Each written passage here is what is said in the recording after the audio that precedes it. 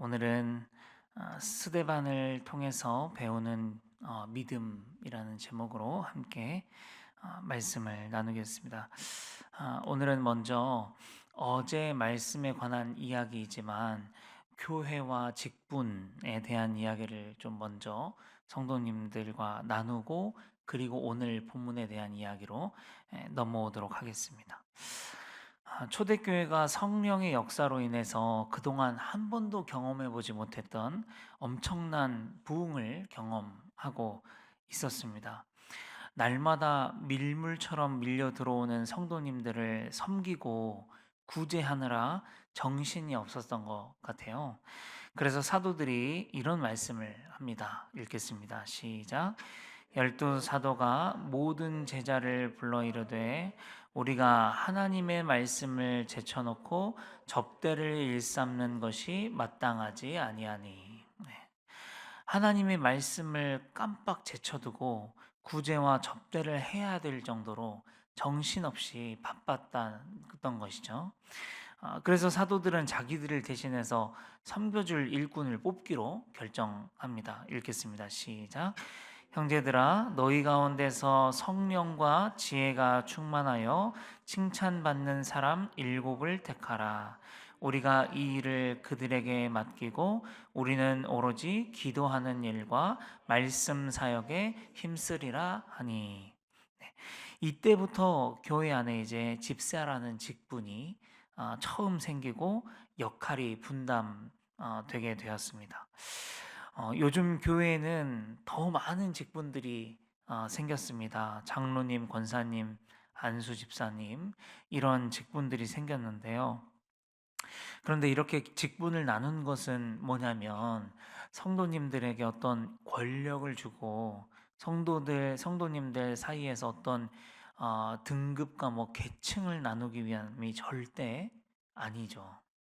직분을 나누는 것은 뭐냐면 역할을 더 세밀하게 분담해서 그리스도의 몸된 교회를 더 튼튼히 바르게 잘 세워가기 위해서 직분을 나누었다는 것입니다. 여러분, 그런데 이런 얘기가 좀 예민할 수 있는 이야기지만 해야 된다는 마음이 들어서 좀 해보겠습니다. 어떤 교회들은 보면 직분이 계급이 되어 버린 교회들이 많습니다. 워낙 우리가 계급 사회에 노출이 많이 되어서 그런지 교회도 계급화를 시켜가지고 목사하고 장로면 높은 사람이고 아니면 낮은 사람이라고 생각하는 경우들이 있었던 것이죠. 그래서 직분을 받으려고 애를 쓰는 사람들이 생겼고요. 여러분, 그런데 성경 어디를 찾아봐도 직분 받으면 높은 사람이고 직분 안 받으면 낮은 사람이란 개념은 어디에도 없습니다. 오히려 예수님께서는 이렇게 말씀을 하셨죠. 읽겠습니다. 시작. 너희 중에 누구든지 크고자 하는 자는 너희를 섬기는 자가 되고 너희 중에 누구든지 으뜸이 되고자 하는 자는 모든 사람의 종이 되어야 하리라. 오히려 직분을 받는다는 것은 더욱 섬기는 자가 된다는 것을 의미하고 더욱 종이 되겠다는 것을 의미한다는 것입니다. 여러분, 저희도 곧 항존직 선거를 앞두고 있습니다. 이번 항존직 후보분들께서 꼭 기억해야 할 말씀이 바로 이 말씀이라고 생각합니다. 성도님들의 투표를 통해서 임직이 결정되고 하나님 앞에서 직분을 받는다는 것은 어떤 높은 자리와 힘을 갖는 것이 아니라 더 낮아지고 더 섬기는 사람이 되어서 하나님 앞에 헌신하겠다는 결단이라는 사실을 우리가 꼭 기억해야 할 것입니다. 또한 직분을 세운다는 것은 어떤 의미가 있냐면 오늘 말씀에 보면 일을 분담하고 나누는 의미가 있습니다. 교회의 지도자가 혼자서 모든 것들을 감당할 수 없기 때문입니다. 모세가 이스라엘 모든 백성의 송사를 밤낮 혼자서 재판하고 있었을 때가 있었잖아요. 이것을 보다 못한 모세의 장인 이드로가 이런 방법을 제안하죠. 백성들 사이에 천부장과 백부장과 오십부장을 세워라. 그래서 경미한 것들은 그들의 선에서 재판을 할 수 있도록 한 것이죠. 오늘 말씀에 집사의 직분을 세운 것도 바로 그러한 이유였습니다. 사도들이 모든 일들을 감당할 수 없고 특별히 하나님의 말씀 사역을 하는 것이 너무나도 중요한데 이것이 소홀해지니 집사 직분을 세워서 집사님들이 그 일들을 감당하게 하고 사도들은 하나님의 말씀을 공부하고 말씀을 전파하는 일에 더 집중할 수 있게 역할을 나누고 분담한 것이죠. 그렇게 해서 그리스도의 몸된 교회를 건강하고 튼튼하게 세워갔다는 것입니다. 그렇게 하니 어떻게 되었느냐? 6장 7절입니다. 시작. 하나님의 말씀이 점점 왕성하여 예루살렘에 있는 제자의 수가 더 심히 많아지고 허다한 제사장의 무리도 이 도에 복종하니라 라고 말씀합니다.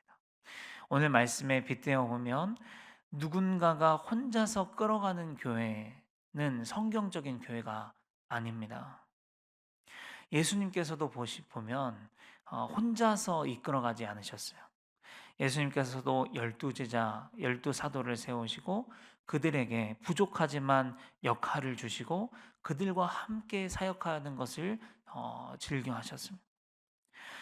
사도들도 그에 맞춰서 집사를 세우고 교회를 함께 이끌어 갔습니다. 건강한 교회는 목회자와 직분자들과 성도님들이 함께 세워가는 교회입니다. 서로 간의 역할이 잘 나누어져 있는 교회가 건강한 교회입니다.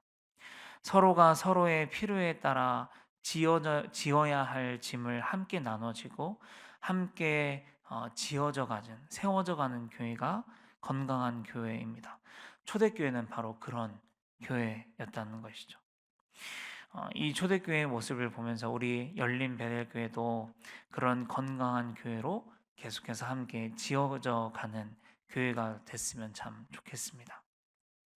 이제 오늘 말씀으로 들어가 보겠습니다. 오늘 말씀은 그렇게 세워진 집사 중에서 스데반이라고 하는 집사님의 이야기를 다루고 있습니다. 어느 날은 이제 성령으로 충만한 이 스데반 집사님이 큰 기사와 표적을 민간에 행하고 있었다 그럽니다. 막 복음을 전하고 그러고 있는데 어떤 사람들이 스데반 집사님에게 시비를 걸어왔다는 것이죠. 왜 시비를 걸었냐면 유대인들 종교 지도자들이 그렇게 중요하게 여기는 성전과 모세의 율법을 스데반 집사님이 건드렸다는 거죠. 뭐라고 건드렸냐면 나사렛 예수가 하나님의 임재의 상징인 성전을 헐어버릴 것이다. 그렇게 이야기를 했다는 것이고 또 모세의 율법과는 전혀 다른 것을 민간에게 전파했기 때문이었어요. 이것이 그들에게는 하나님과 성전을 모욕한 거고 모세의 율법을 모독한 것으로 들렸던 것이죠. 그래서 스데반 집사님을 이제 공회로 끌고 가게 된 겁니다. 이제 대제사장 앞에 섰습니다. 대제사장이 묻습니다. 지금 이 일들이 사실이냐? 스데반은 이제 변론하기를 시작합니다. 어떻게 변론하냐면 유대인들과 종교 지도자들이 인정하는 모세 오경을 그대로 가지고 변론하기 시작합니다. 정확하게는 그들도 알고 있지만 잘못 알고 있는 부분들에 대해서 이렇게 지적하고 이야기해 줍니다. 그래서 아브라함부터 시작해서 모세에 이르기까지 있었던 일들을 쭉 이야기해요. 목요일까지 보실 겁니다. 이 이야기를. 그래서 쭉 이야기하면서 그들도 알고 있는 이야기로 변론을 하기 시작합니다. 몇 가지만 오늘 좀 찾아서 보자면 먼저 스데반은 하나님의 성전과 임재에 대한 변론을 합니다. 유대인들은 하나님께서 성전에만 계시고 성전에만 임재하시는 것으로 생각했어요. 하나님은 모세 때도 그렇고 지금까지 늘 성막 안 지성소 성전 안에만 임재해 오셨기 때문에 어찌 보면 그들에게는 이게 너무나 당연한 일이었습니다. 그래서 그들에게 성전은 하나님의 임재를 상징하였기 때문에 아주 중요했는데 오늘 이 스데반 집사님이 뭐라고 이야기하자면 예수님이 그 성전을 헐어버릴 것이다. 그렇게 말하니까 이 사람들이 이제 눈이 뒤집히죠. 이 예수가 누군데? 신성모독이다. 이렇게 이야기하는 거죠. 이에 스데반이 무엇으로 변론하냐면 예전에 우리 조상 아브라함에게 하나님이 어떻게 임재하셨는지 한번 봐보라는 거죠. 말씀을 읽어보겠습니다. 7장 2절이에요. 시작. 스데반이 이르되 여러분 부형들이여 들으소서. 우리 조상 아브라함이 하란에 있기 전 메소보다미아에 있을 때에 하나님의 영광의 하나님이 그에게 보여. 네. 하나님께서 우리 조상 아브라함을 맨 처음 찾아오셨던 곳은 성전이 아니라 메소보다미아였다. 이것을 이야기하면서 뭘 이야기하냐면 하나님은 성전에만 국한되신 하나님이 아니다. 성전 안에만 갇혀 계신 하나님이 아니다. 그 사실을 이야기하는 거예요. 그리고 뭘 이야기하는 거냐면 이제는 정말 건물로서의 성전이요. 이 건물로서의 성전은 의미가 없어졌다는 것입니다. 예수 그리스도의 십자가 사건과 부활로 인해서 하나님과 인간 사이에 막힌 담이 허물어졌고 휘장이 찢어졌고 화목하게 되었고 이제는 모두가 담대히 주님의 보좌 앞에 나아갈 수 있게 되었다는 것입니다. 그런데 아직도 이 유대인들 종교 지도자들은 이 성전 건물이 이 건물 안에만 하나님이 임재하신다고 그렇게 믿고 있다는 것이었죠. 그래서 이것의 잘못된 것을 지적하는 것입니다. 자, 그러면 여러분 이제 성전 어디로 간 것인가? 고린도전서 3장 16절 읽겠습니다. 시작. 너희는 너희가 하나님의 성전인 것과 하나님의 성령이 너희 안에 계시는 것을 알지 못하느냐. 네. 이제는 너희가 하나님의 성전인 것과 그래서 이제는 하나님의 성령이 바로 너희 안에 임재하는 것을 알아야 한다고 스데반은 그렇게 말하고 있는 거예요. 그렇게 변론하고 있는 것입니다. 사랑하는 성도 여러분, 우리 중에는 아직도 우리 각 개인이 하나님의 성전이 되었다는 사실을 망각하고 살아가는 사람들이 많이 있습니다. 내 안이 하나님이 거하시는 거룩한 성전임을 망각하고 살아가는 사람들이 있습니다. 그래서 되는 대로 살고 내 마음대로 살고 말하고 싶은 대로 말하고 말하고 싶은 대로 행동하다가 교회 이 예배당에만 오면 마치 여기에만 하나님이 살아계신 것처럼 조신해지고 안 그러는 척하는 사람들이 생각보다 많다는 거죠.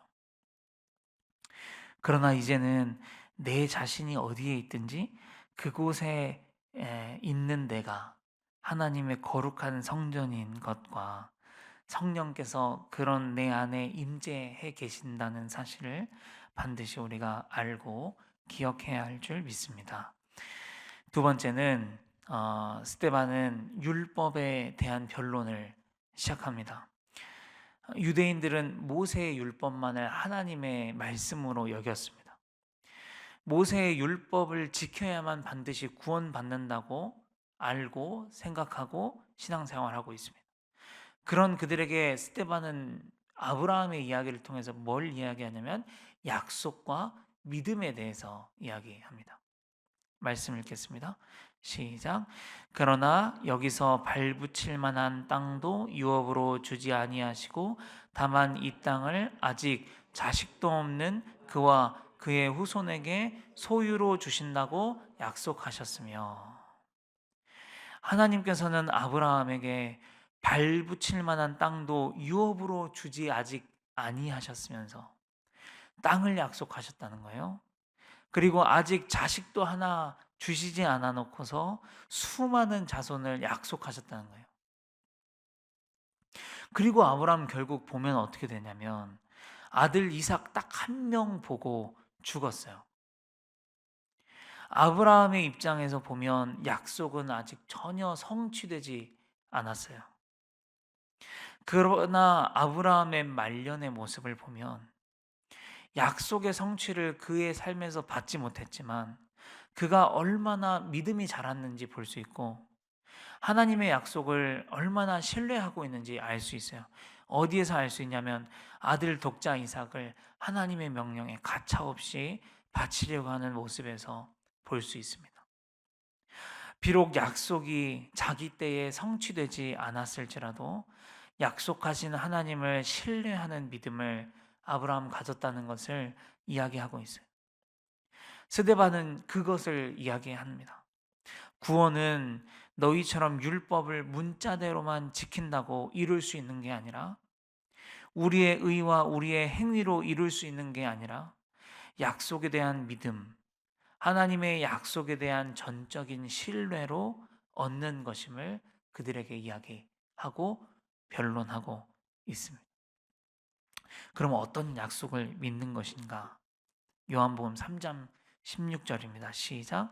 하나님이 세상을 이처럼 사랑하사 독생자를 주셨으니 이는 그를 믿는 자마다 멸망하지 않고 영생을 얻게 하려 하심이라. 바로 이 약속이에요. 못난 나를, 자격 없는 나를 살리기 위해서 보내주신 독생자 예수 그리스도를 믿는 것입니다. 그분을 믿으면 영생을 주겠다고 약속하신 하나님, 이 하나님의 약속을 믿는 것이에요. 이것을 전적으로 신뢰하는 것입니다. 지금도 많은 분들이 또 중고등부 아이들에게 오늘 죽으면 천국 갈 수 있겠냐 이렇게 물어보면, 구원받을 수 있겠냐 물어보면 못 받을 것 같다고 대답한 사람들이 많거든요. 그 사람들에게 이유를 물어보면 하나같이 다 똑같습니다. 뭐냐면 내가 부족해서, 내가 그렇게 못 살아서 라고 대답합니다. 그런데 다시 한번 말씀드리지만 그래서 예수님이 오셨다는 겁니다. 그래서 믿는 자에게는 영생을 얻게 해주시겠다고 하는 거고요. 그래서 그게 은혜인 것이고요. 은혜는 값없이 주는 것이고요. 은혜는 등가 교환이 아닙니다. 기브 앤 테이크가 아니에요. 사랑하는 성도 여러분, 믿음의 삶이 우리가 잘 안 살아져도 끝까지 포기하지 말고 계속해서 믿음의 걸음을 걸어야 하는 이유는, 구원받는 신앙이 율법을 잘 지키는 것에 있지 않고 절대 포기하지 않는 그 믿음에 있는 것 같습니다. 어느 정도 이상을 잘 살아서 구원을 받을 수 있는 게 아니라, 내가 잘 못 살지만 끝까지 하나님의 믿음을 포기하지 않고 다시 일어나서 가는 것이죠. 그 사람이 구원받는 사람이라는 것입니다. 이제 말씀을 정리하도록 하겠습니다. 오늘 스데반은 두 가지를 변론합니다. 유대인들과 종교 지도자들이 잘못 생각하고 있는 것 두 가지. 하나는 하나님께서 거하시는 거룩한 성전이 이 건물이 아니라 바로 나 자신이라는 사실을 기억하며 살아야 된다라는 것이고, 또 하나는 우리가 율법으로 구원을 얻을 수 있는 게 아니라 약속을 전적으로 신뢰함으로 믿음으로 구원받는다라는 것을 이야기했습니다. 오늘 이야기를 이렇게 전체적으로 보면서 느낀 것은, 스데반은 자기 목숨을 구걸하기 위해서 변명을 하고 있지 않고 하나님의 말씀을 끝까지 변호하고 있다는 것을 보게 됩니다. 어떻게 그럴 수 있을까? 그것은 아마 성령께서 스데반이라는 성전에 가득히 임재해 계시기 때문이고, 스데반은 하나님께서 약속하신 약속을 지금 전적으로 신뢰하고 있기 때문일 것입니다.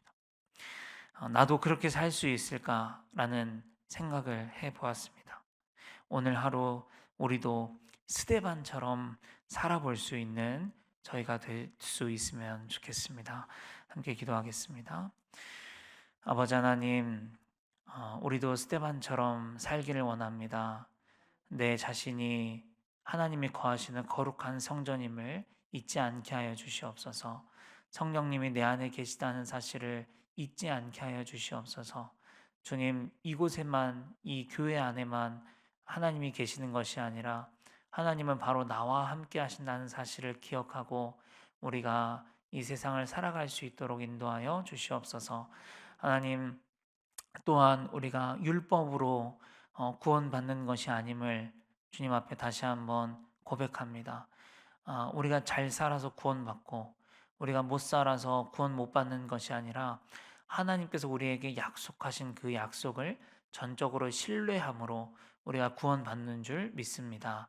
주님, 우리가 부족하고 좀 우리가 또 넘어지고 연약할지라도 주님 다시 일어나서 그 약속의 말씀을 굳게 붙잡고 의지하고 끝까지 포기하지 않고 이 믿음의 길을 걸어갈 수 있는 저희 모두가 될 수 있도록 주님 인도하여 주시옵소서. 예수님의 이름으로 감사하며 기도합니다. 아멘.